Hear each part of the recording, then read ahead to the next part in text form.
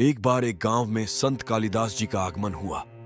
वो अपने प्रवचनों के माध्यम से लोगों के अंदर नई चेतना विकसित करते थे। संध्या के समय जब उनका प्रवचन खत्म होने को था, तब रामू नाम का एक किसान उनके पास पहुंचा और उनसे आग्रह करते हुए बोला, महात्मन, कहानी शुरू करने से पहले आपसे अनुरोध है कि वीडियो को लाइक और चैनल को सब्सक्राइब जरूर करें। आपका एक सब्सक्राइब हमें और अच्छी वीडियो बनाने के लिए प्रेरित करेगा। तो चलिए शुरू करते हैं। मैं एक गरीब मजदूर हूं। किसी तरह खेतों में काम करके अपने परिवार का पेट भरता हूं। मुझे खेत में बीज बोना पड़ी रहता है और हल चलाकर मुझे फसल पैदा करनी रहती है। और जब फसल पक जाता है, उसके बाद ही मैं अपना और अपने परिवार का पालन पोषण कर पाता हूं।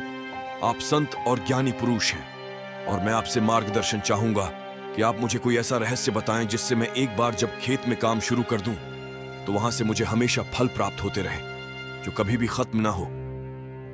रामू की बात सुनते ही संत कालिदास मुस्कुराए और बोले, रामू, तुम एक नेक इंसान हो और तुम्हें कभी न खत्म होने वाले फल की प्राप्ति भी होगी, लेकिन इसके लिए सबसे पहले तुम्हें अपने मन मस्तिष्क में बीज बोना होगा। यह सुनते ही रामू स्तब्ध रह गया और बोला, महाराज, ये आप क्या कह रहे हैं? मैं अपने मन में किस प्रकार से बीज बो सकता हूं और उस बीज से मुझे कैसे फल प्राप्त हो सकेंगे? कालिदास उत्तर देते हुए बोले, रामू, ये बिल्कुल ही संभव है। ये बीज कोई साधारण बीज जैसे नहीं होंगे। ये बहुत अद्भुत होंगे, जो तुम्हारे जीवन में सकारात्मक बदलाव लाने में अपना योगदान देंगे।